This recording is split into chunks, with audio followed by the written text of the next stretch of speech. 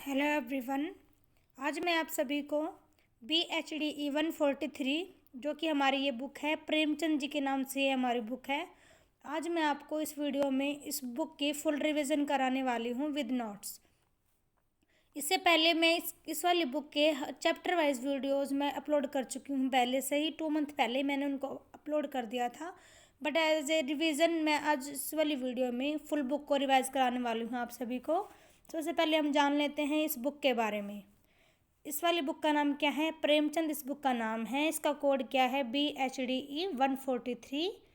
इस बुक में 2 खंड हैं। खंड 1 जो कि प्रेमचंद का साहित्य 1 और खंड 2 प्रेमचंद का साहित्य 2। हम बात करें तो इस बुक में टोटल 17 चैप्टर्स हैं और ये हमारा जब एग्ज़ाम होगा वो हमारा 100 मार्क्स का होगा और टाइमिंग क्या रहेगी? 3 आवर्स रहेगी। 3 घंटे हमको मिलेंगे एग्ज़ाम करने के लिए।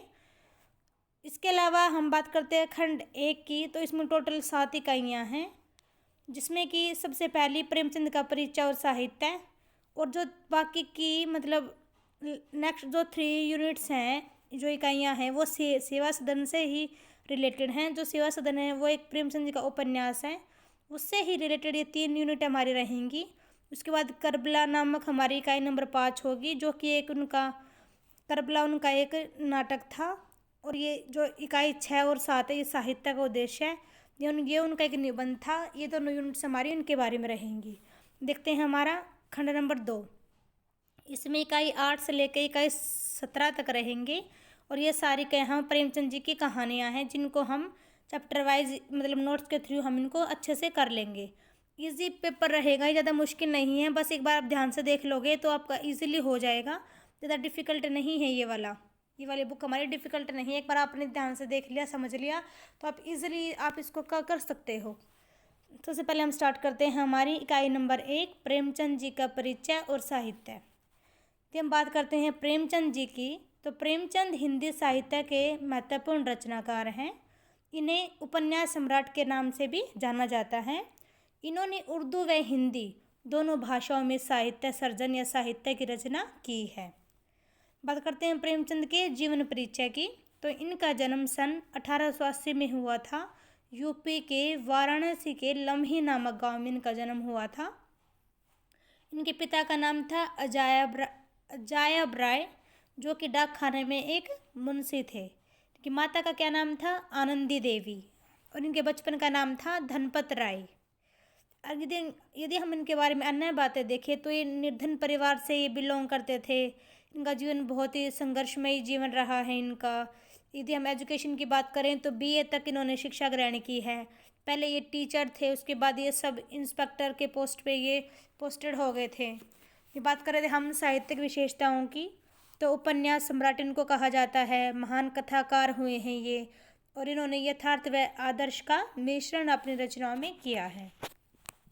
बात करते हैं प्रेमचंद जी की भाषा की। तो इनकी भाषा सरल, रोचक और प्रभावमयी इनकी भाषा रही है। बात करते हैं हम शैली की। तो शैली निजी, वर्णात्मक, भावात्मक और व्यंग्यात्मक इस टाइप की शैली इन्होंने अपनाई है अपनी रचनाओं में, अपने साहित्य में। इनकी मृत्यु हुई थी 8 अक्टूबर 1936 को इनकी मृत्यु हुई थी। ये हमारी इकाई नंबर 1 है। इसमें हमारा सेकंड टॉपिक क्या है? प्रेमचंद का साहित्य। यदि हम इनके साहित्य की बात करते हैं तो कैसे इनका साहित्य रहा, इन्होंने कौन कौन सी रचनाएं की और कौन कौन से क्षेत्र में की, ये बात यहाँ पे देखने के लायक है। जिसमें फर्स्ट है उपन्यासकार प्रेमचंद। कि प्रेमचंद जी को उपन्यासकार कहा जाता था क्योंकि इन्होंने गोदान, सेवा सदन, कर्मभूमि, रंगभूमि, गबन, प्रेमाश्रम, निर्मला, वरदान, कायाकल्प जैसे इन्होंने बहुत सारे मतलब फेमस उपन्यास इन्होंने लिखे हैं।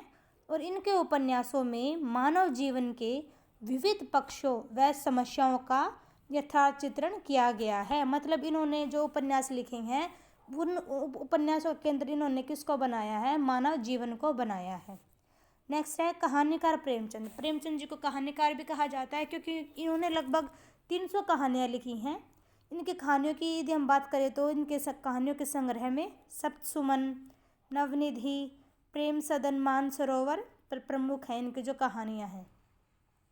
इनकी कहानियों में बाल विवाह, दहेज प्रथा, रिश्वत, भ्रष्टाचार आदि विविध समस्याओं का यथार्थ चित्रण कर उनका समस्या समाधान प्रस्तुत किया गया है। मतलब जो इनकी कहानियाँ थी उसमें इन्होंने क्या किया है, जो भी मतलब स्त्रियों से रिलेटेड जो भी समस्याएं रहीं, जैसे दहेज प्रथा हो गई, बाल विवाह हो गया, मतलब स्त्री जो स्त्री प्रथा थी उस टाइप से जो भी कुछ मतलब कुप्रथाएं थी हमारे समाज में, उससे रिलेटेड इन्होंने अपनी कहानियों में उनका वर्णन किया है। नेक्स्ट है नाटककार प्रेमचंद्र। संग्राम, प्रेम की वेदी, करबला, इन नाटकों में राष्ट्र प्रेम व विश्व बंधुत्व का संदेश दिया गया है। तो अब जो प्रेमचंद नाटक भी लिखे हैं, तो नाटक इनके फेमस कौन से रहे हैं? संग्राम, प्रेम की वेदी और करबला, ये इनके नाटक हैं। इन नाटकों में उन्होंने विश्व बंधुत्व व राष्ट्र प्रेम की भावना को दिखाया है। नेक्स्ट है निबंधकार प्रेमचंद जी ने निबंध भी लिखे हैं, इसलिए इनको निबंधकार भी कहा जाता है। कुछ विचार व साहित्य का उद्देश्य में मुंशी के निबंधों का संग्रह है। मतलब किन किन क्या उनकी कलेक्शन है, मतलब बात करें तो हम निबंध की कुछ विचार और साहित्य का उद्देश्य नामक इनके निबंधों का संग्रह है। नेक्स्ट देखते हैं हम, पत्रकारिता भी इन्होंने की है। पत्रकारिता की बात करें तो इन्होंने माधुरी, मर्यादा, हंस, जागरण आदि इन्होंने पत्रिकाएं भी प्रकाशित करवाई थी, या इन्होंने पत्रिकाओं की रचनाएं भी की थी। नेक्स्ट हमारा टॉपिक है साहित्यिक परिचय, कि क्या इनका मतलब साहित्य में इन्होंने अपना योगदान दिया है, उस टाइप से हम बोल सकते हैं। मुंशी प्रेमचंद हिंदी के युगांतकारी कथाकार हैं, क्योंकि इन्होंने बहुत अच्छी रचनाएं की हैं, बहुत मतलब युग परिवर्तन का काम इन्होंने किया है। इनकी कहानियाँ समसामयिक आर्थिक परिस्थितियों के किताबी दस्तावेज हैं, जिनमें किसानों की दयनीय दशा, सामाजिक बंधनों में तड़पती नारियों की वेदना, वर्ण व्यवस्था का खोखलापन, हरिजनों की पीड़ा आदि का बड़ा ही मार्मिक चित्रण किया गया है। मतलब कि इन्होंने अपनी कहानियों में, यदि हम बात करें तो इनकी रचनाओं में इन्होंने मतलब उस टॉपिक को उठाया है जो उस टाइम मतलब वहाँ की सोसाइटी में, वहाँ के समाज में जो मतलब जहाँ वहाँ पे समस्याएं थी या कुप्रथाएं थी, उनको इन्होंने टॉपिक बनाया है। मतलब अपना यहाँ पे उन्होंने अपना विषय बनाया है अपनी रचनाओं का, और उस साथ साथ उनका समाधान बताया कि कैसे हम इसको दूर कर सकते हैं। बात करें हम इनकी भाषा शैली की, तो व्यवहारिक भाषा इन्होंने यूज़ की है, साथ में संस्कृत निष्ठ शैली भी इन्होंने अपनाई है, और व्यवहारिक उर्दू की स्पष्ट छाप हमको देखने को मिलती है इनकी रचनाओं में, और भाषा सरल और मुहावरेदार इनकी होती है। देखते हैं नेक्स्ट क्वेश्चन हमारा ये बन सकता है कि प्रेमचंद जी के उपन्यासों की विशेषताएं बताइए। इससे पहले हमने क्वेश्चन किया है, तो हमने किया है वो प्रेमचंद जी का साहित्य और उनका परिचय। नेक्स्ट थर्ड क्वेश्चन हम इसको बोल सकते हैं कि उनके प्रेमचंद के उपन्यासों की विशेषताएं बताइए। तो हम बात करें विशेषताओं की, तो प्रेमचंद की रचना दृष्टि विभिन्न साहित्यिक रूपों में अभिव्यक्त हुई। वे बहुमुखी प्रतिभा संपन्न साहित्यकार थे। प्रेमचंद की रचनाओं में तत्कालीन इतिहास बोलता है, मतलब उस टाइम वहाँ के क्या चला हुआ था समाज में, वो हमको इनकी रचनाओं से पता चल जाता है। उन्होंने अपनी रचनाओं में जनसाधारण की भावनाओं, परिस्थितियों व उनकी समस्याओं का मार्मिक चित्रण किया गया है।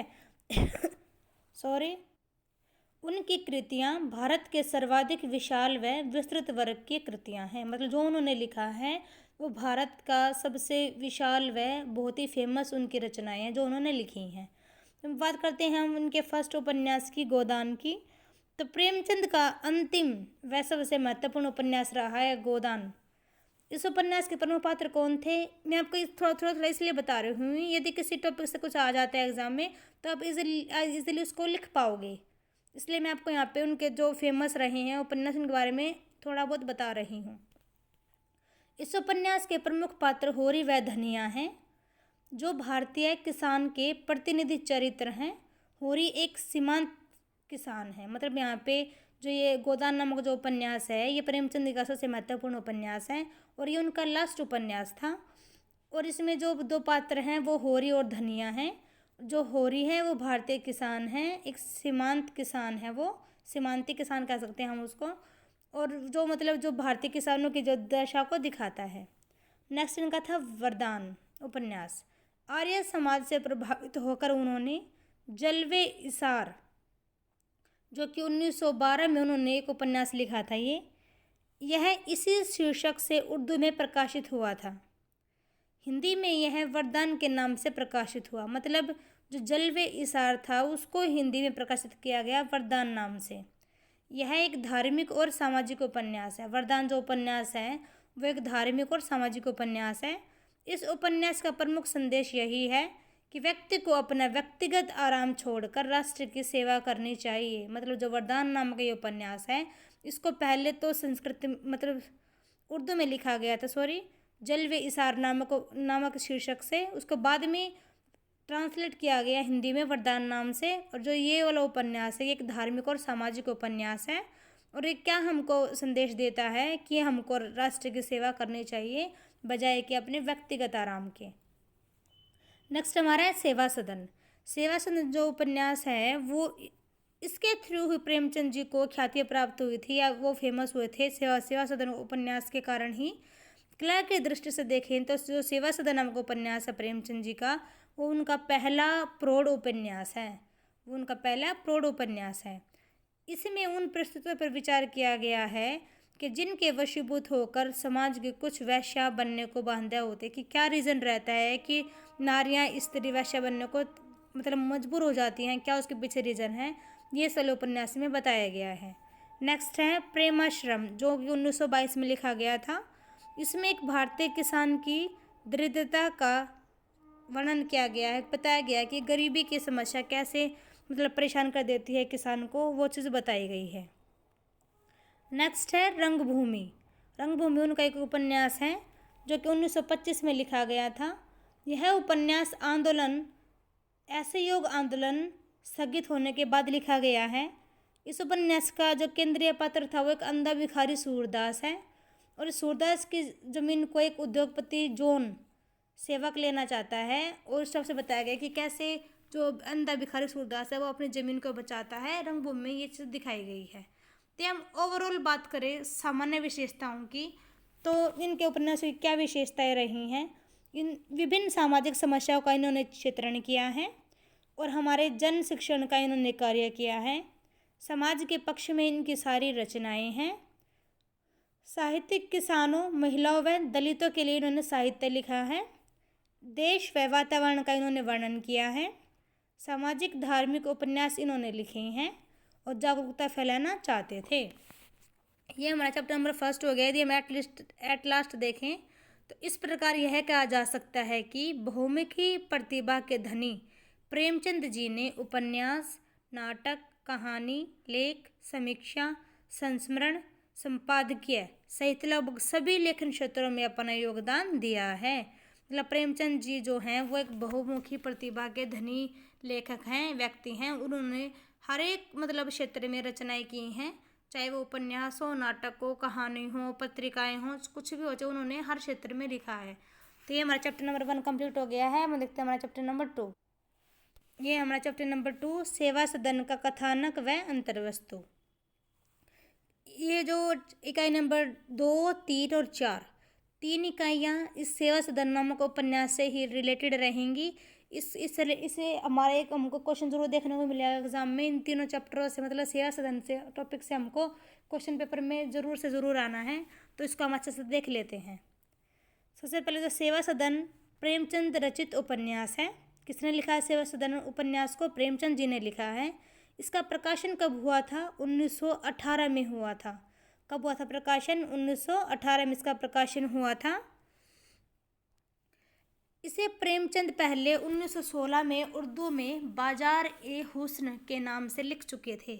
मतलब पहले उर्दू में इसको लिखा गया था 1916 में, किस नाम से? बाजार ए हुस्न नाम से इसको लिखा गया था। और बाद में इसको हिंदी में बदला गया है, मतलब प्रकाशित किया गया 1918 में। सेवा सदन नाम से इसको प्रकाशित किया गया था बाद में।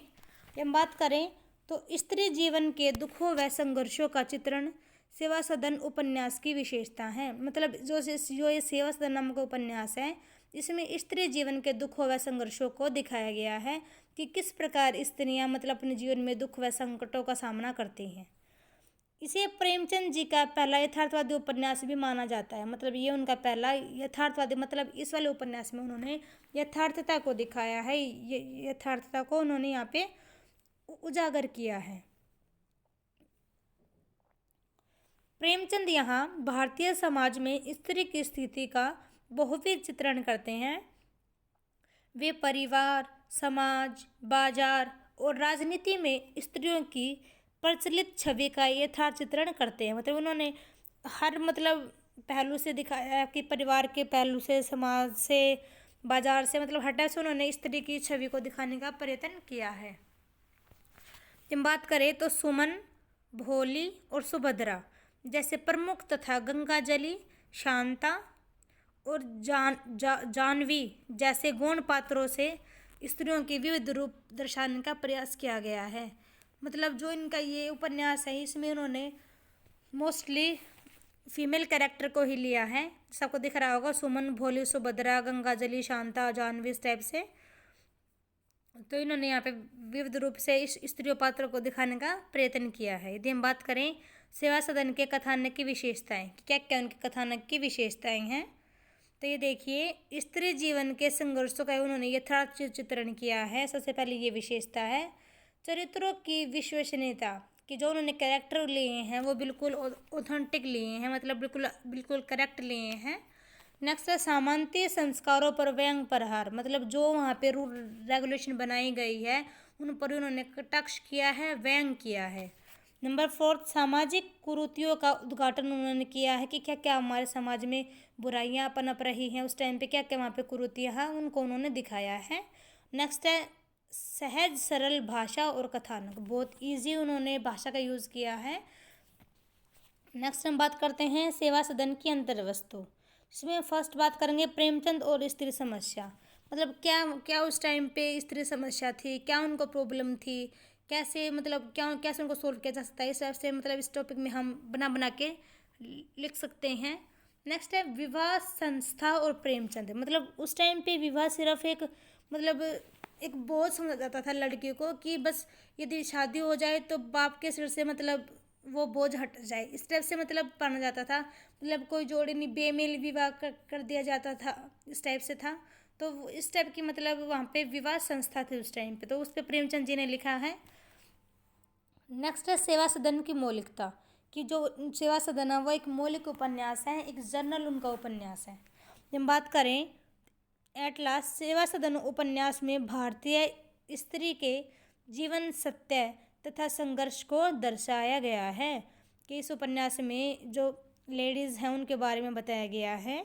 लेखक ने इस उपन्यास के माध्यम से भारतीय समाज में दहेज, बेमेल विवाह, जैसे मैंने आपको बताया था अभी, स्त्री को भोग्या समझे जाने जैसे सामान्य जड़ संस्कारों का वर्णन किया है इस वाले उपन्यास में इन्होंने। तो हमारा चैप्टर नंबर 2 कंप्लीट हो गया है। अपन देखते हैं हमारा चैप्टर नंबर 3। ये देखिए, ये हमारा किस नाम से है, सेवा सदन का परिवेश और संरचना शिल्प, कि क्या वहाँ पे वातावरण रहा है, कौन सा उन्होंने परिवेश लिया, इस टाइप से हमारा चैप्टर रहने वाला है। इसमें फर्स्ट हमारा क्या है, थोड़ा बहुत हम इसके बारे में लिखते हैं, पहले उपन्यास के बारे में ही। सेवा सदन उपन्यास प्रेमचंद के शिल्प कौशल को प्रदर्शित करता है। यह हिंदी का पहला उपन्यास ही था जिसमें भाव, भाषा और विषय का सुंदर सामंजस्य देखने को मिलता है। पहला उपन्यास था हिंदी का जिसमें हमको भाव, भाषा और विषय का सुंदर सामंजस्य देखने को मिला था, पहला उपन्यास था हिंदी का ऐसा। सेवा सदन में प्रेमचंद ने अपने पात्रों को विश्वसनीय बनाने के लिए जिस परिवेश का निर्माण किया वह सचमुच प्रभावशाली था। उपन्यास के प्रमुख घटना स्थलों यथा जैसे गदाधर का घर, भोली का कोठा, गंगा नदी, नाविकों का मोहल्ला, वैश्यों का मोहल्ला, दाल मंडी इत्यादि का चित्रण किया गया है इस वाले उपन्यास में। नेक्स्ट है, प्रेमचंद अपने वर्णन, संवादों और संकेतों से इसे प्रभावशाली अभिव्यक्ति देते हैं जिससे पाठक के मानस पटल पर उपन्यास का गतिशील बिंब निर्मित हो सके। कहने का क्या है, प्रेमचंद जितने अच्छे से उन्होंने वर्णन किया है, कि उन्होंने मतलब संवाद किए हैं, कैसा लगता है कि जो पाठक है उसके माइंड में मतलब वहाँ पे पूरी मतलब इमेज बन जाती है, जैसे मतलब उन्होंने लिखा है उस टाइप से। कहना नहीं होगा कि प्रेमचंद परिवेश के चित्रण में अत्यंत कुशल थे। घटनाओं के यथार्थ चित्रण में प्रेमचंद के परिवेश निर्माण की बड़ी भूमिका रही है। यहाँ पे बात करते हैं हम आगे सेवा सदन की संरचना शिल्प की। एक बात आप ध्यान रखना है, इस वाली पूरी बुक में हमको देखने मिलेगा संरचना शिल्प। तो संरचना शिल्प में हम 3 टॉपिक्स की बात करते हैं, मैं आपको स्टार्टिंग में ही बता रही हूँ, ये चीज़ आप पूरी बुक में आपको देखने को मिलेगी। इसमें फर्स्ट हम बात करते हैं शैली की, कि शैली कैसे अपनाई गई है। सेकंड भाषा की, और थर्ड संवाद की। मतलब संरचना शिल्प का मतलब क्या होता है कि हम उस मतलब टॉपिक के बारे में हम 3 चीज़ों पर डिस्कस करते हैं, शैली, भाषा और संवाद। एट लास्ट यदि हम देखें तो सेवा सदन उपन्यास में प्रभावमान हिंदी के दर्शन होते हैं, जिसमें भाषा का बोलचाल का रूप हिंदी उर्दू का प्रांजल सम्मिलित रूप और भाषा को प्रकट करने का सामर्थ्य देखा जा सकता है। मतलब कहने का क्या है कि इन्होंने हिंदी और उर्दू भाषा का यूज़ किया है यहाँ पे। जो सेवा सदन नामक उपन्यास है वो प्रेमचंद जी का आदर्शोन्मुखी यथार्थवाद का पहला उपन्यास कहा जा सकता है। मतलब जिन्होंने जिस वाले उपन्यास में इन्होंने मतलब इस उपन्यास में इन्होंने यथार्थवाद व आदर्शता को दिखाया है। ये भी हमारा चैप्टर कंप्लीट हो जाता है। हम देखते हैं हमारा नेक्स्ट चैप्टर, चैप्टर नंबर 4, सेवा सदन के चरित्र, कि कौन कौन से चरित्र रहे सेवा सदन नामक उपन्यास में। प्रेमचंद जी ने इस उपन्यास में अनेक मुख्य व गौण चरित्रों की रचना की है, जो कथा को विकसित करते हैं और अपने माध्यम से मनुष्य मात्र के चरित्र की विविधताओं को और विशेषताओं की व्याख्या करते हैं। मतलब यहाँ पे उन्होंने मुख्य पात्र लिए हैं और गौण पात्र लिए हैं।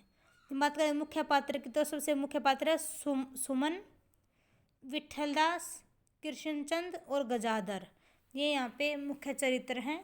बात करें तो गौण चरित्र की तो सदन सिंह, शांता, भोली, उमानाथ, गंगाजली।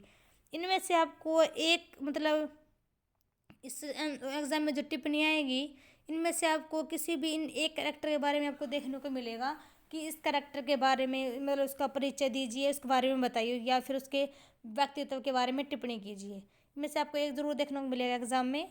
नेक्स्ट टॉपिक है स्त्री संघर्ष का प्रतीक सुमन। जो सुमन थी यहाँ पे सुमन मुख्य कैरेक्टर है, तो उसके बारे में बता रखा है कि स्त्री संघर्ष का एक प्रतीक कौन है, यहाँ पे सुमन है। व्यक्तिगत का उदय, उसके व्यक्तित्व का उदय कैसा हुआ सुमन का, संघर्ष का मार्ग उनका कैसे था, मर्यादा और स्वाभिमान से भरा उसका तेजस्वी चरित्र था, और कृतज्ञता बोध और निर्लोभी प्रवृत्ति की वो महिला थी सुमन।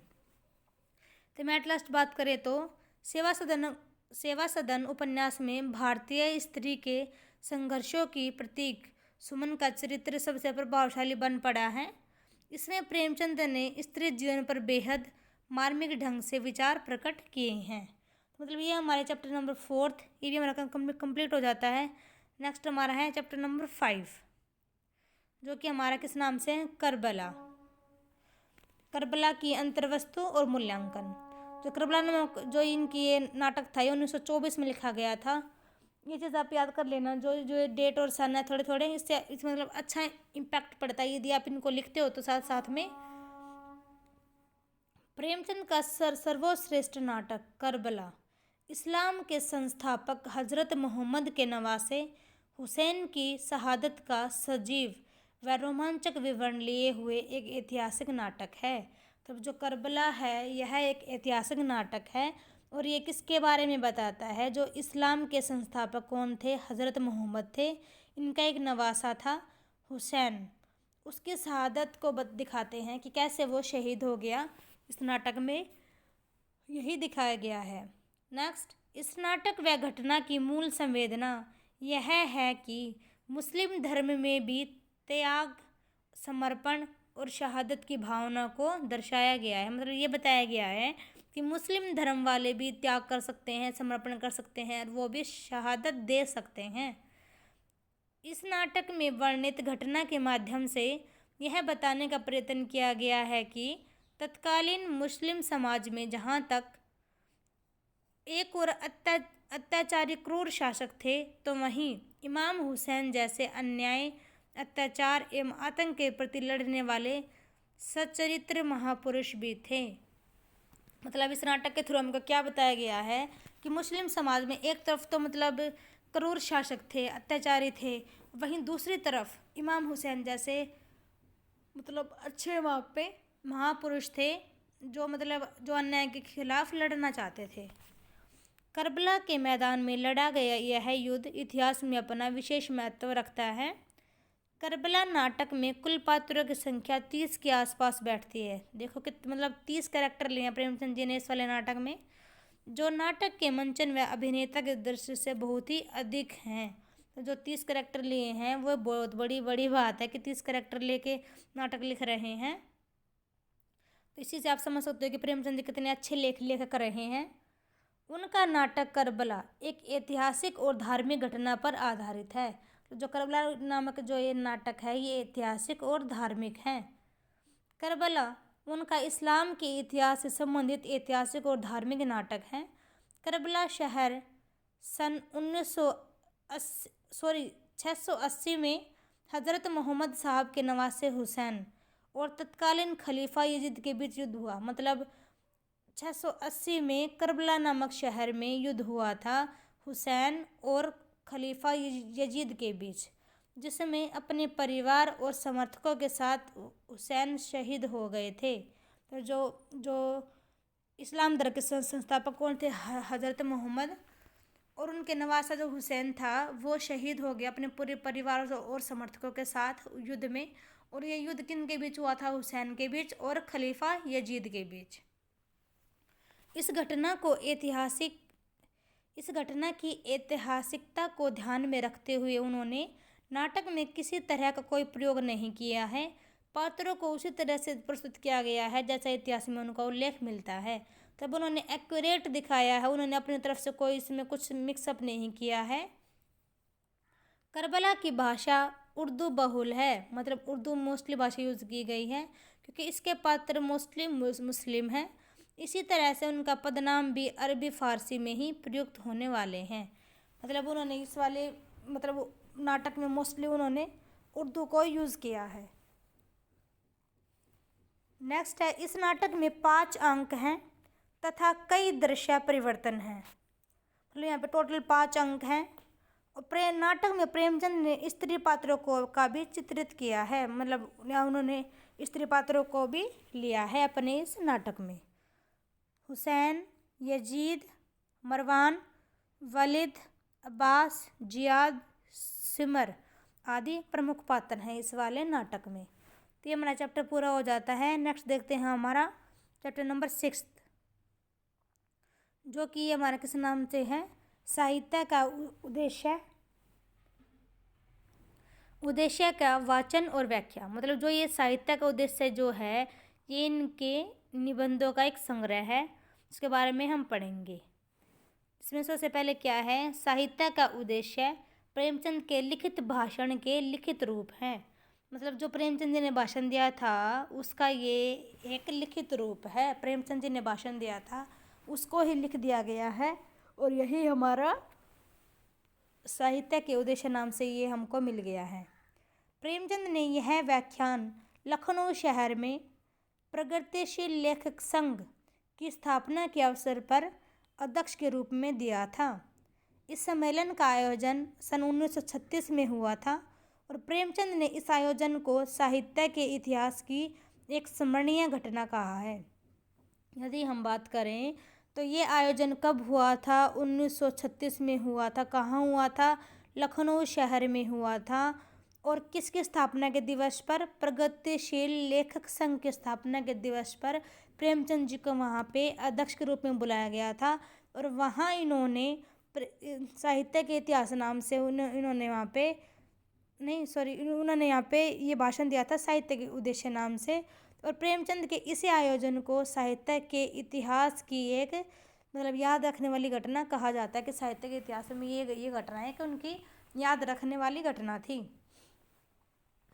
यह हिंदी के किसी प्रचलित विधा के अंतर्गत नहीं आता, जबकि अंग्रेजी साहित्य में भाषण साहित्य की विधा के अंतर्गत आता है। तो जो इनका ये साहित्य का उद्देश्य नामक जो ये निबंध है ये अंग्रेजी साहित्य में या साहित्य की विधा में आता है। प्रेमचंद का यह मानना है कि साहित्य सुलाने वाला नहीं अपितु गति, संघर्ष और बेचैनी पैदा करने वाला होना चाहिए। प्रेमचंद ये कह रहे हैं कि साहित्य मतलब ऐसा ना हो जो कि बोर कर दे, सबको सुला दे, बट जो साहित्य वो ऐसा होना चाहिए कि जो इसको पढ़ के इंसान के मन में गति पैदा हो जाए, बेचैनी पैदा हो जाए और संघर्ष पैदा हो जाए। इस टाइप से साहित्य होना चाहिए। नेक्स्ट है, इस भाषण के आरंभ में उन्होंने बोली और भाषा का अंतर स्पष्ट करते हुए भाषा और साहित्य के अंतर संबंधों पर प्रकाश डाला है। बात करें तो हम इस भाषण के स्टार्टिंग में ही क्या बोला था उन्होंने स्टार्टिंग में बोली और भाषा में अंतर बताया और भाषा और साहित्य के बीच में उन्होंने संबंधों पर प्रकाश डाला कि किस टाइप से भाषा होती है, उन्होंने ये बताया इस वाले मतलब स्टार्टिंग में ही। इसके अलावा प्रेमचंद ने इस सम्मेलन को ऐतिहासिक घटना बताया है। भाषण के माध्यम से उन्होंने साहित्य के उद्देश्यों पर प्रकाश डालते हुए भविष्य के साहित्य की रूपरेखा प्रस्तुत की। मतलब उन्होंने यहाँ पे फोकस किस पे करा, साहित्य के उद्देश्य पर किया और उनके साथ साथ उन्होंने भविष्य के साहित्य की रूपरेखा भी बताया। मतलब उन्होंने फ्रेम बता दिया कि फ्यूचर में हमारा साहित्य कैसा होगा। नेक्स्ट, प्रेमचंद साहित्य को परिभाषित करते हुए कहते हैं कि साहित्य जीवन की व्याख्या और आलोचना है। जीवन की व्याख्या के द्वारा हम जीवन को समझते हैं और आलोचना के द्वारा हम जीवन की नई दिशा को समझ सकते हैं। मतलब ये बात उन्होंने कही है। जब चाहें तो आप इसको इन्वर्टेड कॉमा में कर लेना कि उन्होंने साहित्य को लेके क्या क्या बोला है, उन्होंने कैसे मतलब डिफाइन किया है साहित्य को, तो ये चीज़ है वो। इसके अलावा साहित्य राजनीति के पीछे पीछे नहीं चलता, वर्णन उसके आगे आगे मशाल दिखाते हुए चलता है। तो जो साहित्य है वो राजनीति के पीछे पीछे चलने वाला नहीं है, बल्कि जो साहित्य है वो तो राजनीति के आगे मशाल लेके उसको रास्ता दिखाएगा राजनीति को कि तेरे को किधर जाना है, कैसे चलना है।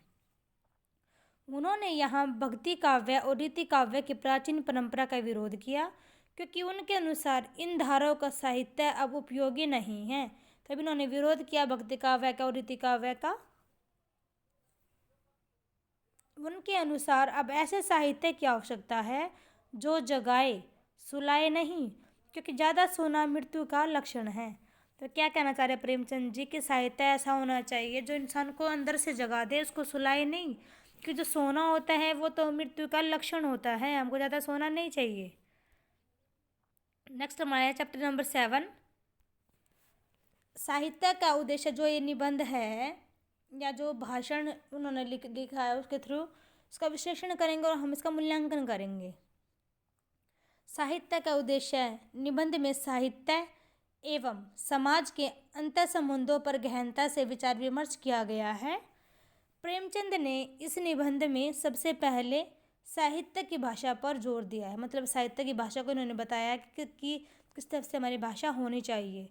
मुंशी प्रेमचंद एक ऐसी भाषा के पक्षधर थे जो आम जनमानस के अधिक निकट हो, जिसमें हिंदी, उर्दू, अंग्रेजी, फारसी के आम लोक प्रचलित शब्द शामिल हों। मतलब प्रेमचंद जी कहने के मतलब क्या है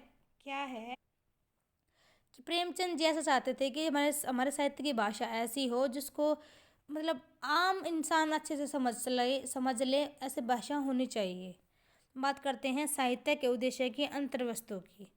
तो इसमें हमारे टोटल हमारे पास टॉपिक रहने वाले से फर्स्ट है विचार पक्ष, कि मतलब कि किस टॉपिक पर उन्होंने विचार किए हैं इस वाले निबंध में। तो फर्स्ट भाषा और साहित्य का उन्होंने संबंध बताया है कि भाषा और साहित्य में क्या संबंध होता है। सेकंड है साहित्य की परिभाषा उन्होंने दी है, जैसे मैं आपके पीछे बताया था कि उन्होंने किस किस प्रकार साहित्य को परिभाषित किया। देखिए यहाँ पे ये वाला कि साहित्य जीवन की व्याख्या और आलोचना है। जीवन की व्याख्या के द्वारा हम जीवन को समझते हैं और आलोचना के द्वारा हम जीवन की नई दिशा को समझ सकते हैं। मतलब इस टाइप से उन्होंने यहाँ पे परिभाषित किया था। नेक्स्ट है परंपरा के प्रति दृष्टिकोण, कि हमारे दृष्टिकोण है या क्या हमारा नज़रिया है अपनी परंपराओं को लेके। नेक्स्ट है साहित्य और उपयोगिता, कि क्या क्या उपयोगिता है साहित्य की, उस चीज़ को उन्होंने बताया, उस पर भी उन्होंने विचार किया है। नेक्स्ट है सौंदर्य की कसौटी, मतलब उन्होंने सौंदर्यता को भी दिखाया है कि मतलब इस वाली टॉपिक पर भी ध्यान रखना चाहिए यदि हम कुछ रचना कर रहे हैं तो। नेक्स्ट है साहित्य का दायित्व, कि साहित्य का क्या दायित्व है, उसका क्या काम है। उसका काम क्या है कि हमारे समाज को जगा देना, जो समाज सो रहा है उसको उसमें जागृति ला देना, ये हमारे साहित्य का दायित्व है। नेक्स्ट टॉपिक है भाव पक्ष, कि उन्होंने क्या क्या क्या भाव वहाँ पे डाला है। इसके अलावा नेक्स्ट है भाषा, वही हिंदी और उर्दू दोनों इन्होंने यूज़ की हैं। शैलीगत विशेषताएं आपको पता चल जाएंगी, इजीली आप इसको कर सकते हो। नेक्स्ट लेखक की दृष्टि उन्होंने कैसे उन्होंने अपनाई है। तो मैं एट लास्ट कहीं तो अतः यह कहा जा सकता है कि साहित्य का उद्देश्य जो निबंध है वो निबंध और भाषण दोनों विधाओं की एक रचना है। मतलब ये जो साहित्य का उद्देश्य नामक टॉपिक है ये निबंध में भी आएगा और ये भाषण में भी आएगा। इसमें दोनों के गुण विद्यमान हैं। प्रेमचंद की भाषा सहज, प्रभावशील और सरल है। इसमें हिंदी और उर्दू दोनों भाषाओं के साहित्यकार आसानी से समझ सकते हैं। मतलब इन्होंने इस वाले मतलब निबंध में इन्होंने हिंदी और उर्दू दोनों भाषाओं का इन्होंने यूज़ किया है अपने इस वाले निबंध में। लगते हैं हमारा नेक्स्ट चैप्टर, यहाँ से हमारा स्टार्ट हो जाती है कहानियाँ। यहाँ से हमारा खंड 2 स्टार्ट हो गया है और ये हमारी कहानियाँ हैं। तो इन वाली कहानियों का मैंने यहाँ पे सार लिख रखा है, जिसको मतलब आप एक बार पढ़ लोगे तो आपको कहानी समझ में आ जाएगी और उससे रिलेटेड आप आसानी से कर सकोगे। तो हमारी फर्स्ट कहानी मतलब चैप्टर नंबर 8 क्या है, पूस की रात। कहानी का वाचन एवं व्याख्या। हम सब ये कहानियाँ पहले पढ़ चुके हैं अपनी प्रीवियस क्लासेस में। इस बार हम दोबारा से कर लेते हैं, रिवीजन हो जाएगी और आपकी पुरानी यादें भी ताज़ा हो जाएंगी साथ साथ, क्योंकि हम पहले पढ़ चुके हैं अपनी क्लासेस में इनको। तो फर्स्ट है हिंदी कहानीकार मुंशी प्रेमचंद जी ने पूस की रात जो कहानी है उसको 1930 में माधुरी पत्रिका में प्रकाशित करवाया था। मतलब कब इसको, ये 1930 में प्रकाशित हुई थी पूस की रात जो कहानी है, और माधुरी नामक पत्रिका में प्रकाशित हुई थी। यह कहानी एक प्रकार से मानव के आर्थिक शोषण और समाज की व्यवस्था पर व्यंग्य के रूप में लिखी गई है और प्रेमचंद ने अपनी स्वयं की काल्पनिक विचारधाराओं को एक नया मोड़ भी दिया है। नेक्स्ट है, इस कहानी का कथ्य किसान जीवन से संबंधित है, मतलब किसान के ऊपर ये कहानी लिखी गई है। प्रेमचंद ने इस कहानी के माध्यम से बताया है कि किस प्रकार कठोर परिश्रम के बावजूद किसान हमेशा अभावों से घिरा रहता है और कर्ज से मुक्त नहीं हो पाता है। तब इस कहानी में प्रेमचंद जी ने किसान को मतलब टॉपिक बनाया, अपना विषय बनाया है अपनी कहानी का, और बताया कि मतलब इतनी मेहनत करने के बाद भी किसान के पास कुछ नहीं बचता, उसे किन किन मुसीबतों का सामना करना पड़ता है। इस टाइप से इस कहानी में दिखाया गया है। तो अब हम देखते हैं अपनी पूस की रात कहानी का सार। पूस की रात कहानी ग्रामीण जीवन से संबंधित है। इस कहानी का नायक कौन है, हल्कू, जो कि एक मामूली किसान है। यहाँ पे आप मैं थोड़ा सा ध्यान देते हो चलना कि कैरेक्टर कौन कौन से हैं, क्योंकि आगे जब मैं आपका नेक्स्ट वीडियो कराऊंगी तो उसमें आपको व्याख्या कराऊंगी गद्यांश की, तो उसमें ये कीवर्ड्स रहेंगे हमारे लिए, ये जो कैरेक्टर हैं, तो इसलिए थोड़ा ध्यान देते हुए चलना। तो यहाँ पे फर्स्ट वर्ड क्या है, हल्कू। हल्कू यहाँ पे एक किसान है, उसके पास थोड़ी सी ज़मीन है जिस पर खेती करके वह गुजारा करता है, लेकिन खेती से जो आय होती है वह भी ऋण चुकाने में ही निकल जाती है। सर्दियों में कंबल खरीदने के लिए भी मजूरी करके बड़ी मुश्किल से उसने 3 रुपये इकट्ठे किए थे, लेकिन वह 3 रुपये भी महाजन ले जाता है। उसकी पत्नी मुन्नी इसका विरोध करती है, किंतु अंत में वह भी लाचार हो जाती है और वो 3 रुपये भी वो महाजन को दे देती है। हल्कू अपनी फसल की देखभाल के लिए खेत पर जाता है। उसके साथ उसका पालतू कुत्ता जबरा भी होता है, वही अंधकार और अकेलेपन में उसका साथी होता है। पौष का महीना है, ठंडी हवा बह रही है। हल्कू के पास चादर के अलावा ओढ़ने को कुछ नहीं है। वह कुत्ते के साथ मन बहलाने की कोशिश करता है, किंतु ठंड से मुक्ति नहीं मिलती। तब वह पास के आम के बगीचे से पत्तियां इकट्ठी कर अलाव या आग जलाता है। अलाव की आग से उसका शरीर गर्मा जाता है या गर्म हो जाता है और उसको थोड़ी बहुत उसको राहत मिलती है। आग बुझ जाने पर भी शरीर की गर्माहट से वह चादर ओढ़े बैठा रहता है। उधर खेत में नील गाय घुस जाती हैं। जबरा उनकी आहट से सावधान हो जाता है। वह उन पर भौंकता है। हल्कू को भी लगता है कि खेत में नील गाय घुस गई हैं, लेकिन वह बैठा रहता है। नील गाय, एक मिनट, नील गाय खेत को चरने लगती हैं, तब भी हल्कू नहीं उठता। एक बार उठता भी है तो ठंड के झोंके से दोबारा वह बैठ जाता है और वह अंत में चादर तानकर सो जाता है। सुबह उसकी पत्नी उसे जगाती है और बताती है कि सारी फसल नष्ट हो चुकी है। वह चिंतित होकर यह भी कहती है कि अब मजदूरी करके गुजारा करना पड़ेगा।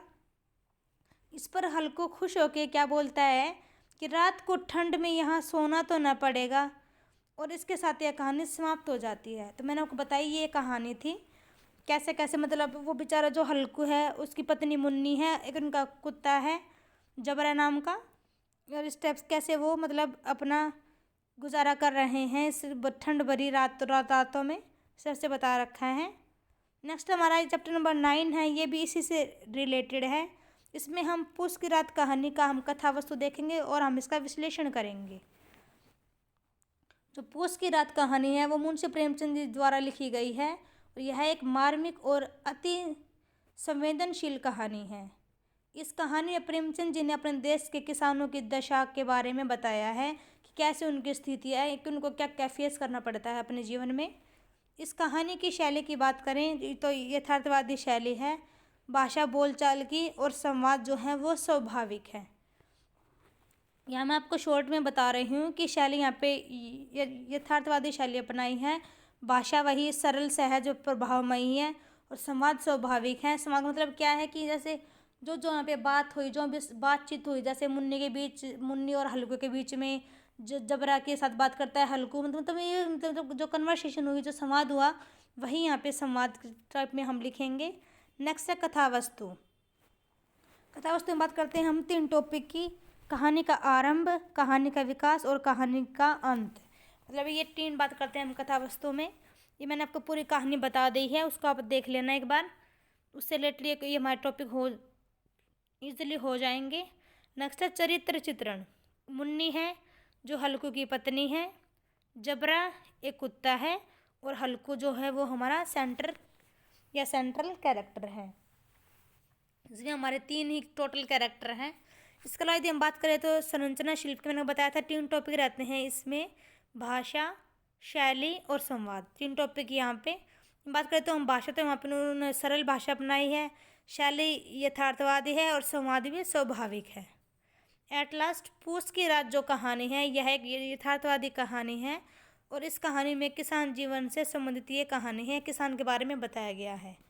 तो अब हम देखते हैं हमारा चैप्टर नंबर 10, जो कि हमारा किस नाम से है, शतरंज के खिलाड़ी। ये एक वाली स्टोरी भी हमने पढ़ रखी है अपनी क्लासेस में, मे बी 7th या 8th में पढ़ी होगी, जहाँ तक मेरे को लग रहा है, जहाँ तक मेरे को याद आ रहा है। तो इस वाले में हम देखेंगे इसकी वाचन और व्याख्या। जो शतरंज के खिलाड़ी महान उपन्यासकार प्रेमचंद जी की वाजिद अली शाह के शासनकाल को चित्रित करती हुई एक उत्कृष्ट रचना है। मतलब जो ये शतरंज के खिलाड़ी नाम की ये इनकी कहानी है, ये किसके शासनकाल में लिखी गई थी? वाजिद अली शाह के शासनकाल में लिखी गई थी। और इस कहानी में प्रेमचंद ने सामंतवादी व्यवस्था पर प्रहार किया है। उन्होंने बताया है कि क्या व्यवस्था हो रखी है हमारे समाज में, उस पर उन्होंने कटाक्ष किया है, उसके बारे में उन्होंने बताया है। देखते हैं शतरंज के खिलाड़ी कहानी का सार। यह कहानी वाजिद अली शाह के समय की है, जब लखनऊ विलासिता के रंग में डूबा हुआ था। मतलब कौन सा शासक काल था उस समय, मतलब किसका शासन था? वाजिद अली शाह का शासन था और ये लखनऊ से रिलेटेड ये कहानी है। मिराज सज्जाद अली और मीर रोशन अली अपना अधिकांश समय, मतलब यहाँ पे दो कैरेक्टर हैं, देखना ध्यान से, मिर्जा सज्जाद अली और मीर रोशन अली अपना अधिकांश समय शतरंज खेलने में बिताते थे। दोनों मित्र नाश्ता करके खेलने बैठ जाते और देर रात तक खेलते रहते। चूँकि मिर्जा के घर में कोई बड़ा बूढ़ा न था, इसलिए खेल उन्हीं के घर होता था। मिर्जा की बेगम साहिबा इस खेल से बहुत ज़्यादा चिड़चिड़ती थी। एक दिन बेगम ने सिरदर्द का बहाना बनाकर मिर्जा को अंदर बुलाया। मिर्जा नहीं आए। मीर बाजी हार रहे थे, इसलिए उन्होंने मिर्जा को ज़बरदस्ती अंदर भेज दिया। बेगम साहिबा गुस्से में थी और उनका गुस्सा मीर साहब पर ज़्यादा था, इसीलिए मिर्जा के मना करने पर भी वे कमरे के अंदर गए और शतरंज की बाजी उलट दी। मीर साहब कमरे के बाहर टहल रहे थे। भीतर के रंग ढंग देखकर भाग खड़े हुए, मतलब मीर साहब ने देखा कि हाँ अंदर तो मतलब लड़ाई हो गई है, तो इस वजह से वो वहाँ से भाग खड़े हुए। इस वाक़या के बाद मीर साहब के यहाँ बाजी जमने लगी, मतलब जगह को चेंज कर दिया। पहले तो मतलब उनके घर पे हुआ करती थी, मिर्जा के घर पे, उसके बाद मीर साहब के घर पे होने लग गया बाजी। मीर साहब की बेगम साहिबा मीर साहब के बाहर रहने से बहुत खुश थी, क्योंकि उनकी अनुपस्थिति में वे स्वाधीनता का अनुभव करती थी। इस नई परिस्थिति से उनकी स्वाधीनता और दरवाजे से ताक झांकी करने में बाधा उपस्थित हो गई। एक दिन बेगम साहिबा द्वारा भेजा गया सवार सरकारी घुड़सवार बनकर मीर साहब की खोज करता हुआ उनके घर पहुंचा और बताया कि उन्हें मोर्चे पर जाना पड़ेगा। यह सुनकर मीर साहब के होश उड़ गए और दूसरे दिन से बाजी गोमती के किनारे एक पुरानी मस्जिद में जमने लगी। देश की राजनीतिक दशा भयंकर होती जा रही थी। अंग्रेज कंपनी की फौजें लखनऊ की ओर बढ़ती जा रही थी। शहर में हलचल मची हुई थी, किंतु मिर्जा और मीर इन सब से निश्चिंत होकर शतरंज खेलने के में मगन थे। बादशाह वाजिद अली शाह पकड़ लिए गए थे। उन्हें लिए हुए सेना सामने से निकल गई। उनके जाते ही फिर बाजी बिछ गई। खेल में हार जीत को लेकर दोनों में कहासुनी हो गई और बातों ही बातों में तलवारें निकल गई और दोनों की लाशें बिछ गई। मतलब ये एंडिंग हुई इस वाले स्टोरी की, दोनों ने एक दूसरे को काट डाला हार जीत के ऊपर। तो मतलब ये हमने देखा, मैंने आपको सारा बता दिया है इस कहानी का। ये देखिए अब चैप्टर नंबर 11 है हमारा, शतरंज के खिलाड़ी कहानी का विश्लेषण और मूल्यांकन। शतरंज के खिलाड़ी तत्कालीन भारत की परिस्थितियों को चित्रित करते हुए प्रेमचंद जी की एक सार्थक कहानी है ये। प्रेमचंद ने वाजिद अली शाह के शासनकाल की परिस्थितियों का यहाँ पे यथार्थ चित्रण किया है। बात करें कथा वस्तु की, तो कथा वस्तु का निर्माण घटनाओं तथा पात्रों के पारस्परिक संयोग से हुआ है। बात करें हम चरित्र चित्रण की, दो ही पात्र हैं, मिर्जा और मीर, तथा गौण रूप से मिर्जा तथा मीर की बेगमें आई थी यहाँ पे, ध्यान रखना, मिर्जा और मीर, और साथ में वाजिद अली शाह यहाँ पे यूज़ किया गया है। बात करते हैं परिवेश की। कथा में परिवेश, ये वातावरण या देशकाल का महत्व कई दृष्टियों से होता है। परिवेश का अर्थ है वह देश या काल जिसके बीच घटनाएं घटित होती हैं और चरित्र बनते हैं और विकसित होते हैं। इस कहानी में मुख्यतः लखनऊ का सामाजिक परिवेश है, मतलब इस कहानी में कहाँ का परिवेश है, लखनऊ का सामाजिक परिवेश दिखाया गया है, किंतु कहीं कहीं प्राकृतिक परिवेश भी आया है। नेक्स्ट देखिए, बात करते हैं हम संरचना शिल्प की। तो यहाँ पे वही मैंने बताया था, शैली, भाषा और संवाद। तो शैली यहाँ पे इतिहास शैली में लिखा गई है ये वाली कहानी।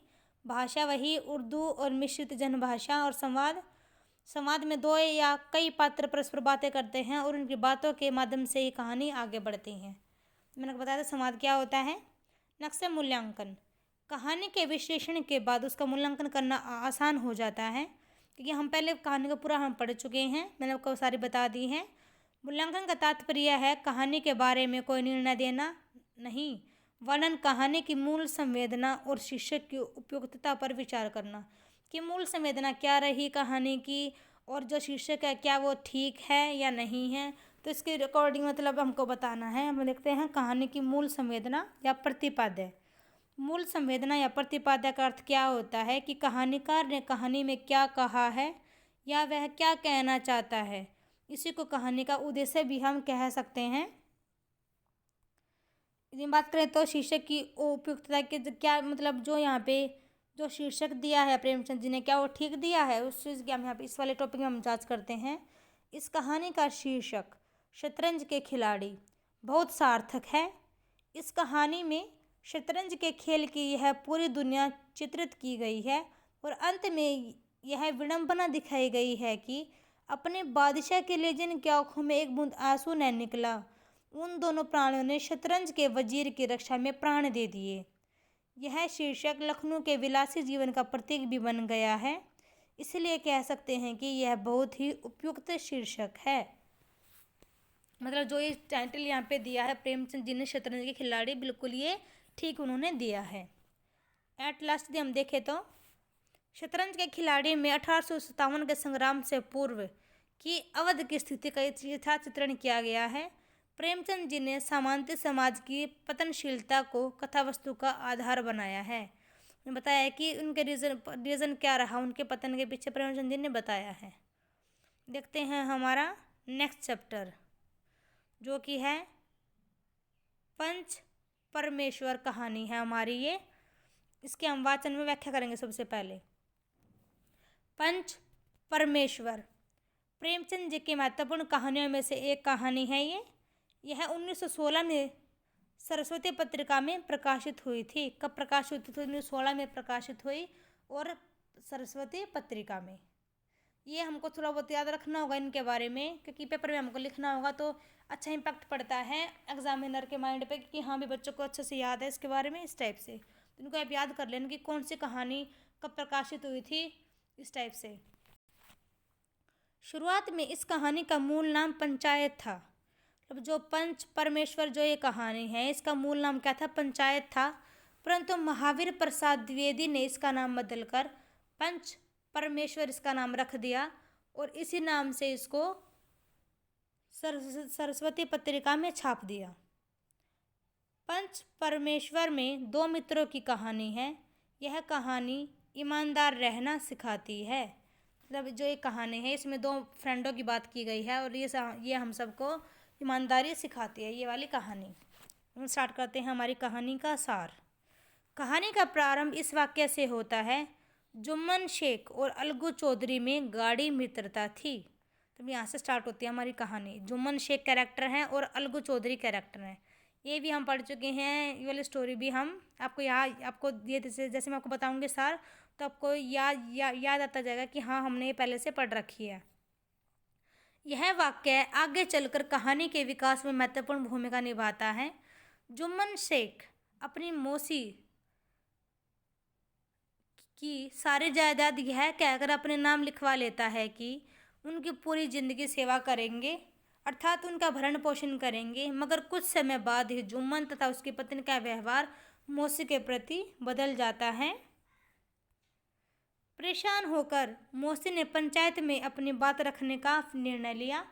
इस कहानी में मौसी अपने हक के लिए संघर्ष तो करती ही है, साथ में उनका व्यक्तित्व बहुत ही संवेदनशील, तार्किक और नैतिक मूल्यों पर जोर देने वाला था। मतलब जो मौसी थी उसका जो यहाँ पे कैरेक्टर बता रखा है, उनकी संवाद शैली बहुत ही मार्मिक है। पंचायत के लिए अलगू को बुलाने गई मौसी से जब अलगू अपनी मित्रता की दुहाई देता है तो मौसी कहती है, क्या बिगाड़ के डर से ईमान की बात कहोगे? अलगू के पास कोई उत्तर नहीं था और वह पंचायत में आता है। पंचायत में सरपंच अलगू चौधरी को ही बनाया जाता है। अब अलगू चौधरी के सामने धर्म संकट था कि यदि वह न्याय का साथ देकर सरपंच की पद की गरिमा बचाकर मौसी के पक्ष में फैसला सुनाता है तो जुम्मन से उसकी दोस्ती टूट जाएगी, और यदि दूसरी तरफ वह जुम्मन के पक्ष में फैसला देता है तो सत्य और न्याय की हार हो जाएगी। तो मतलब यहाँ पे जुम्मन फंस जाता है, मतलब अलगू वहाँ पे फंस जाता है। अंत में वह ग्रामीण सामाजिक मूल्यों की मर्यादा रखते हुए सत्य एवं न्याय के पक्ष में अर्थात जुम्मन के द्वारा मौसी के माहवार खर्च का फैसला सुनाता है। इस फैसले से सभी प्रशंसा करते हैं इस फैसले की, लेकिन जुम्मन नाराज हो जाता है। वह बदला लेने की सोचता है। कहानी में आगे चलकर अलगू चौधरी एक बैल को किसी ने अलगू चौधरी का एक बैल था, उसको किसी ने जहर देकर मार दिया था, जिसका शक जुम्मन पर जाता है। बचे हुए एक बैल को अलगू चौधरी साहू को बेच देता है। दिन रात कठोर मेहनत करवाने में बैल के चारा पानी का उचित प्रबंध न करने से उसकी भी मृत्यु हो जाती है। बैल की कीमत अभी तक अलगू को नहीं मिली थी। लगातार कहने के बाद भी जब शाहू ने अलगू को पैसे नहीं लौटाए तो उसने पंचायत करने का निर्णय लिया और इस पंचायत में पंच चुने गए शेख जुम्मन शेख को अपना बदला लेने का अवसर मिला, लेकिन उसने भी अलगू चौधरी की तरह पंच पद की गरिमा बरकरार रखते हुए फैसला न्याय के पक्ष में यानी अलगू के चौधरी के पक्ष में किया और फिर से दोनों में पहले की तरह दोस्ती बन गई। तब ये हमारी स्टोरी थी। हम देखते हैं चैप्टर नंबर 13, पंच परमेश्वर कहानी का विश्लेषण और मूल्यांकन। मानव संबंधों पर आधारित कहानी पंच परमेश्वर प्रेमचंद की प्रसिद्ध कहानियों में से एक कहानी है। यह कहानी जुम्मन शेख, अलगू चौधरी और जुम्मन शेख की मौसी के बीच हुए मतभेदों के इर्द गिर्द घूमती है। हम बात करें तो कथा वस्तु की मैंने बताया था, कहानी का आरंभ, मध्य और इसका अंत। यहाँ पे 3 टॉपिक की हम बात करते हैं कथा वस्तु में। नेक्स्ट है चरित्र चित्रण। कहानी मुख्यतः जुम्मन शेख और अलगू चौधरी की है, जिनके साथ जुम्मन की पत्नी, जुम्मन की खाला, समझू साहू जैसे अन्य पात्र भी हैं। मतलब यहाँ पे मेन पात्र कौन है? जुम्मन शेख और अलगू चौधरी हैं। इसके अलावा जुम्मन की पत्नी आ गई, जुम्मन की खाला आ गई, समझू साहू आ गए। ये यहाँ पे कैरेक्टर हैं। नेक्स्ट है परिवेश क्या रहा है इस कहानी का। यह वर्णन पात्रों के परिचय में आया हो अथवा परिवेश का चित्र खींचते हुए प्रेमचंद इसे जीवंत बनाना चाहते हैं। प्रेमचंद जी देश काल और परिस्थिति के अनुसार लोगों के चरित्रों को देखने समझने की कोशिश करते हैं। नेक्स्ट देखती है संरचना शिल्प की। यदि हम बात करें तो वही मैंने बताया था, भाषा, शैली और समाज के टॉपिक्स की हम बात करते हैं। इसमें समाज जैसे यहाँ पे अलगू चौधरी और जुम्मन के बीच हुआ। शैली वही वर्णनात्मक शैली है, भाषा सरल सहज है। मूल्यांकन की बात यदि हम करें तो प्रेमचंद की पंच परमेश्वर कहानी की निजी विशेषताएं हैं। इस कहानी में आदर्श और यथार्थ का उचित समन्वय दिखाया गया है। तो यहाँ पे आदर्श और यथार्थवाद को यहाँ पे दिखाया गया है। इन्होंने अपनी कहानी में बेजुबान ग्रामीणों का जितना स्वाभाविक चित्रण किया है वैसा चित्रण दूसरे किसी भी कहानीकार की रचनाओं में नहीं मिलता। मतलब इन्होंने बहुत अच्छे से यहाँ पे ग्रामीणों का जीवन को यहाँ पे दिखाया है। इसमें हमारा फर्स्ट है कहानी का प्रतिपाद्य या मूल संवेदना। प्रेमचंद की पुरानी कहानी अन्याय के विरुद्ध सहज न्याय बोध की स्थापना की कहानी है। इस कहानी की समाप्ति आदर्शात्मक ढंग से की गई है। मतलब यहाँ पे एक आदर्श इसकी एंडिंग हुई है इस कहानी की। इस कहानी में समस्या का समाधान निकालकर न्याय पक्ष की प्रबलता और अनिवार्यता को कहानीकार ने प्रदर्शित किया है। बात करते हैं शीर्षक की उपयुक्तता की। तो कहानी का शीर्षक पंच परमेश्वर उस भारतीय विश्वास की याद दिलाता है कि पंचों में ईश्वर का निवास होता है। मतलब कहा गया है ना, जो हमारे पंच होते हैं उसमें हमारे ईश्वर बसते हैं, हमारे भगवान बसते हैं। तो उस चीज़ को यहाँ पे दिखाया गया है। अंततः सार रूप में प्रेमचंद जी ने समाज के उपेक्षित, प्रताड़ित, शोषित लोगों की मार्मिक दशा का चित्रण बड़े ही संवेदनशील रूप से व्यक्त कर उससे छुटकारा पाने के लिए जिस न्याय की स्थापना की है उससे पंच की जुबान में खुदा बोलता है को पंच परमेश्वर शीर्षक कहानी के माध्यम से सिद्ध किया गया है। अतः कहा जा सकता है कि कहानी का यह शीर्षक पूरी तरह से उचित है या उपयुक्त है। एट लास्ट यदि हम देखें तो पंच परमेश्वर जो कहानी है वो मनुष्य के नैतिक आचरण पर बल देने वाली कहानी है, जिसके संदर्भ रोजमर्रा के सामाजिक प्रसंगों से लिए गए हैं। यह एक आदर्शोन्मुखी और यथार्थवाद की कहानी है। हम देखते हैं हमारा नेक्स्ट चैप्टर नंबर 14 है ये हमारा ईदगाह कहानी का वाचन और इसकी व्याख्या। जो ईदगाह कहानी है एक हमारी, जिसे हमने पढ़ा भी होगा, हामिद नाम का जो चिमटा लेके आता है अपनी दादी के लिए, ये कहानी हमारी उससे रिलेटेड है। मुंशी प्रेमचंद द्वारा लिखी गई ईदगाह एक उद्देश्यपूर्ण कहानी है। इस कहानी का प्रमुख पात्र हामिद है। उसके माता पिता नहीं हैं, दादी माँ ही उसका पालन पोषण करती है। इस कहानी का अन्य मुख्य पात्र हामिद की दादी अमीना है। तो मेन पात्र है हामिद और दूसरी उसकी दादी अमीना। इस कहानी के आधार पर ईद जैसे महत्वपूर्ण त्यौहार और ग्रामीण मुस्लिम जीवन का सुंदर चित्रण किया गया है। यह कहानी 1933 में प्रकाशित हुई थी चांद नामक पत्रिका में। कब प्रकाशित हुई थी? 1933 में हुई थी और चांद नामक पत्रिका में। नेक्स्ट है कहानी का सार। ईदगाह जो है वो एक साधारण बच्चे की कहानी है जिसके माता पिता का निधन हो चुका है और उसकी बूढ़ी दादी किसी तरह से उसे पाल रही है। आसपास के घरों में छोटा मोटा काम करके जो भी पैसे आते हैं उसी से उसकी दादी अमीना है वो घर का खर्च चलाती है। ऐसे में रमज़ान के समापन पर ईद आ गई। त्योहार का दस्तूर क्या है कि घर में मिठाई बने या त्यौहार को उल्लास से मनाया जाए। अमीना किसी तरह बचाए हुए पैसों में से 3 पैसे हामिद को देती है और कांपते हुए हृदय से शहर जाने की उसको इजाज़त दे देती है। ईदगाह शहर में है जहां ईद की नमाज होनी है। गांव के सभी बच्चों में भारी उत्साह है और सब लोग जुलूस की शक्ल में ईदगाह जाने के लिए निकलते हैं। नमाज के बाद जब रोज़ा खोलने के लिए खाने पीने का सामान तलाशते हैं और अपनी रुचि व हैसियत के अनुसार खाते पीते हैं। हामिद की टोली के सारे बच्चे खिलौने खरीदते हैं लेकिन हामिद आगे बढ़ जाता है क्योंकि उसके पास पैसे सिर्फ 3 ही होते हैं। इसी वजह से उसे एक दुकान पर चिमटा दिखाई देता है और वह 6 पैसे का चिमटा मोल भाव कर 3 पैसे में ले लेता है। अब उसके दोस्त इस चिमटे को देखकर उसकी हंसी उड़ाते हैं लेकिन वह धैर्यपूर्वक अपने चिमटे की तुलना उनके खिलौनों से करता है और उसे लाजवाब कर देता है। आखिर सब बच्चे घर लौटते हैं और सबके मिट्टी के खिलौने खेलकूद में ही मिट्टी में मिल जाते हैं। और इधर जब बूढ़ी दादी को वह चिमटा देता है तो दादी चकित हो जाती है और उसकी आंखों से आंसू बह निकलते हैं। प्रेमचंद लिखते हैं कि बच्चे हामिद ने बूढ़ी हामिद का पार्ट खेला था। बुढ़िया अमीना बालिका अमीना बन गई और वह रोने लगी। दामन फैलाकर हामिद को दुआएं देती जाती थी और आंसू की बड़ी बड़ी बूंदें गिराती जाती थी। हामिद इसका रहस्य क्या समझता? मतलब प्रेमचंद बता रहे हैं कि किस प्रकार जो एक वो बूढ़ी अमीना थी वो बच्ची अमीना बन गई और रोने लगी और दामन फैलाकर वो हामिद को बहुत सारी दुआएं देने लगी और उसकी आंखों से आंसू गिरते ही जाते थे। पर जो छोटा बच्चा जो हामिद था उसको क्या पता कि उसकी दादी क्यों रो रही है, उसके पीछे क्या बात है। असल में यही इस कहानी का रहस्य है और वह यह है कि गरीबी और लाचारी किस तरह एक छोटे बच्चे को समय से पहले परिपक्व बना देती है।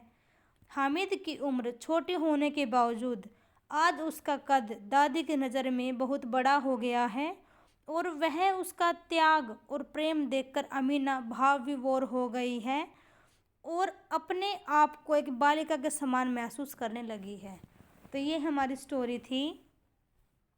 हम देखते हैं हमारा इस नेक्स्ट चैप्टर जो इससे रिलेटेड है हमारा ईदगाह कहानी का विश्लेषण और मूल्यांकन। ईदगाह एक बच्चे की कहानी है जो साल भर ईद का इंतज़ार करता और जब उसे मेले में जाने के लिए नामात्र पैसे मिलते हैं तो भी वह खुद पर खर्च न करके अपनी दादी के लिए चिमटा खरीदने पर वो खर्च करता है। इस टाइप की ये कहानी है।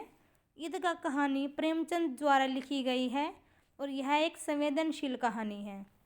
यह कहानी एक अनाथ बालक हामिद की है जिसकी दादी अमीना, जो कहानी है ये वो हामिद और उसकी दादी के इर्द गिर्द घूमती है।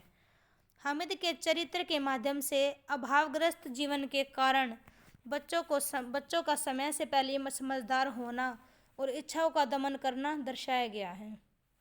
नेक्स्ट कथा वस्तु में वही 3 टॉपिक, कहानी का आरंभ, मध्य और अंत। नेक्स्ट चरित्र चित्रण यदि हम देखें तो ईदगाह चरित्र प्रधान कहानी है और चरित्र प्रधान कहानी की सफलता पात्रों के कुशल और वास्तविक चित्रांकन पर निर्भर करती है। इस कहानी में भी यह बात दिखाई गई है जहां हामिद और अमीना जैसे यादगार चरित्र आए हैं। नेक्स्ट है परिवेश। ईद के त्यौहार का वर्णन रोजे, ईदगाह के दृश्य व मेले की रौनक का सजीव वर्णन करके प्रेमचंद जी ने कहानी को वातावरण में देश कला की दृष्टि से सफल बनाया है। तो उन्होंने यहाँ पे त्योहारों का वर्णन किया है, रोज़ों के बारे में दिखाया है, मेले का दृश्य दिखाया है। तो इस तरह से मतलब उन्होंने बहुत अच्छा यहाँ पे वातावरण लिया है इस कहानी का। नेक्स्ट है संरचना शिल्प शैली, व्यंग शैली अपनाई है। संवाद वही अमीना के बीच, दादी के बीच और उसके हामिद के दोस्तों के साथ संवाद हुआ था, और भाषा वही सरल सहज। नेक्स्ट है मूल्यांकन। ईदगाह कहानी प्रेमचंद की सुप्रसिद्ध कहानी है व लोकप्रिय कहानी है। यह कहानी बाल मनोविज्ञान पर आधारित है। इससे पता चलता है कि प्रेमचंद समाज के प्रत्येक वर्ग का कितनी गहराई से अध्ययन करते थे। जैसा कि हमने पहले भी इंगित किया है कि प्रेमचंद के साहित्य का सार है मनुष्यता की जय, मतलब वो सबसे ऊपर मनुष्य को रखते थे प्रेमचंद जी। ईदगाह उनकी कहानी का श्रेष्ठ उदाहरण है, जो हामिद जैसे मासूम चरित्र के कारण अमर हो चुकी है। जो ये कहानी थी वो अमर हो गई है हामिद के चरित्र के कारण। हम बात करें तो शीर्षक की उपयुक्तता की, शीर्षक यहाँ पे ठीक है या नहीं है, तो कहानी का शीर्षक जो ईदगाह है, जबकि अमीना और हामिद के भावनात्मक संबंध की प्रस्तुत कहानी का मूल प्रतिपाद्य है। प्रेमचंद बहुत सावधान कलाकार थे। एक कारण कोई शीर्षक रख दें ऐसा उचित नहीं लगता, मतलब उन्होंने यहाँ पे इसका नाम ईदगाह रखा तो उसके पीछे कोई रीज़न है, कोई रीज़न के बिना प्रेमचंद जी कोई काम करते ही नहीं थे। ऐसा प्रतीत होता है कि ईदगाह कहानी जहाँ संबंधों की मार्मिकता दर्शाती है, वही सामाजिक आर्थिक बराबरी का सौपन कहानी की आकांक्षा बनकर उभरता है। और यहाँ कहानी का जो शीर्षक है वो बिल्कुल सार्थक है। नेक्स्ट देखिए, हमारा चैप्टर नंबर 16 है दो बैलों की कथा। कहानी का वाचन करेंगे हम और इसकी व्याख्या करेंगे। सबसे पहले दो बैलों की कथा, ये भी हम सब ने पढ़ रखी है। झूरी के पास हीरा मोती नामक जो बैल थे ना, ये कहानी हम पढ़ चुके हैं। दोबारा से कर लेते हैं इसको एक बार हम। 1931 में ये कहानी लिखी गई थी प्रेमचंद जी द्वारा। यह कहानी दो बैल हीरा और मोती की है, जिनको झूरी ने बड़े प्यार से पाला है। यह मानवीय चेतना को अभिव्यक्त करती प्रतीकात्मक कहानी है। दिखाती है कि मनुष्य मानवीय चेतनाएं क्या होती हैं, उस चीज़ को यहाँ पे दिखाया गया है इस वाली कहानी में। वो देखते हैं कहानी का सार। झूरी के पास हीरा और मोती नाम के दो स्वस्थ और सुंदर बैल थे। वह अपने बैलों से बहुत प्रेम करता था। हीरा और मोती के बीच भी घनिष्ठ संबंध था। एक बार झूरी ने दोनों को अपने ससुराल के खेतों में काम करने के लिए भेज दिया। वहाँ उनसे खूब काम करवाया गया, लेकिन खाने को रूखा सूखा ही दिया जाता था। एक दिन यह दोनों बैल झूरी के पास रस्सी तोड़कर वापस आ जाते हैं। झूरी इन्हें देखकर बहुत खुश हो जाता है, मगर उसकी पत्नी को यह बात नागवार लगती है। अगले ही दिन झूरी का साला इनको वापस ले जाता है और इनको मोटी मोटी रस्सियों में कसकर बांध देता है। चारा पानी का बिल्कुल ख्याल रखे बिना उन्हें भूखा प्यासा रखकर अत्यंत मेहनत करवाता है और बहुत यातनाएं देता है। यहाँ पर एक छोटी बच्ची है, जिसके व्यवहार से हीरा मोती को स्नेह और सहयोग मिलता है, तथा वे उसी के सहयोग से रस्सी तोड़कर भागने में सफल हो जाते हैं, मगर रास्ता भटक जाते हैं और मटर के खेत में पेट भर चढ़ने के बाद एक दूसरे से वो खुशी जाहिर करते हैं। यहाँ पर हीरा मोती दोनों पकड़े जाते हैं और इन्हें कांजी हाउस में बंद कर दिया जाता है। कांजी हाउस में और भी जानवरों को बंद देख मोती का मन विद्रोह कर उठता है और हीरा क्रोध में कांजी हाउस की दीवार को सींग की चोट से गिरा देता है। मोती के रस्सी में बंधे होने की वजह से मोती नहीं भाग पाता। हीरा स्वतंत्र होते हुए भी मोती का साथ नहीं छोड़ता, जबकि सारे अन्य जानवर भाग जाते हैं। यहाँ से उनको कसाई के हाथों बेच दिया जाता है। कसाई के घर का रास्ता बैलों को जाना पहचाना झूरी के घर का रास्ता ही होता है। बेजुबान पशुओं को जब अपने घर का रास्ता मालूम पड़ता है, वे रस्सी छुड़ाकर अपने मालिक झूरी के पास पहुंचकर अपने स्थान पर खड़े हो जाते हैं। अंत में कसाई आता है और लंबे वाद विवाद के बाद उसे हार मानकर खाली हाथ वापस जाना पड़ता है। यदि हम गहराई से देखें तो इस कहानी में एक तरफ मनुष्य पात्र है जिसके भीतर सहृदयता नहीं रह गई है, वहीं दूसरी तरफ जो जन्म से पशु हैं उनमें मानवीय मूल्यों और प्रेम देखा जा सकता है। तो प्रेमचंद जी ने इस कहानी में कि मतलब कितनी अच्छी कहानी लिखी है प्रेमचंद जी ने कि मनुष्य जो है उसके अंदर तो मतलब थोड़ी बहुत मतलब भावनाएं बची, फीलिंग्स नहीं हैं एनिमल्स को लेके, बट जो एनिमल्स हैं उनमें बहुत ज़्यादा प्रेम है, प्यार है, इंसानों को लेकर उनमें मानवीय मूल्य हैं।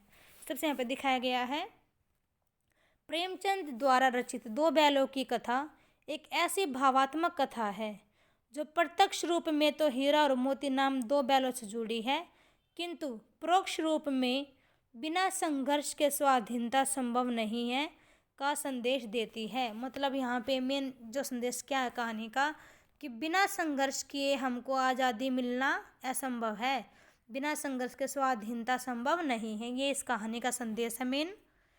नेक्स्ट हम देखते हैं चैप्टर नंबर 17, ये हमारा लास्ट चैप्टर है इस बुक का। ज़्यादा मुश्किल नहीं है, बहुत इजी है, एक बार आप बस वीडियो को देख लोगे तो आपके माइंड में सेट हो जाएगा कि कैसे कहानी है और कैसे हमको पेपर में लिखना है। इस टाइप से मैं आपको बता रही हूँ। तो ये हमारा लास्ट चैप्टर है दो बैलों की कथा, कहानी का विश्लेषण एवं मूल्यांकन। दो बैलों की कथा प्रेमचंद द्वारा लिखित रचना है ये। इस कहानी में भावात्मक कथा के माध्यम से लेखक प्रेमचंद ने किसान और पशुओं का भावात्मक संबंध स्थापित किया है। वही कहानी का कथावस्तु यदि हम देखें तो कहानी की कथावस्तु, कहानी का आरंभ और यहाँ पे एक कहानी का मध्य है जिसमें बैलों का पक्का बंदोबस्त किया गया था, बैलों को मोटे मोटे रस्सों से बांध दिया गया था, वो यहाँ पे है। नेक्स्ट है सांड से संघर्ष। मतलब एक हीरा और मोती को यहाँ पे एक दूसरे सांड से भी लड़ाई करनी पड़ती है और लास्ट में है कहानी का अंत। ये थी हमारी कथावस्तु। नेक्स्ट है चरित्र चित्रण। मुख्य पात्र हैं दो बैल जो कि हीरा और मोती हैं। अन्य सहायक पात्र झूरी, उसकी पत्नी, उसका साला गया और छोटी लड़की और एक कसाई, ये अन्य पात्र हैं। मेन तो यहाँ पे हीरा और मोती दो बैल ही हैं। तो बात करते हैं परिवेश की, तो यह कथा पूरी तरह ग्रामीण परिवेश पर आधारित है। प्रेमचंद जी का यह कथा कौशल ही है कि अपनी इस कहानी में उन्होंने विषय के अनुरूप पात्रों व वातावरण का निर्माण किया है।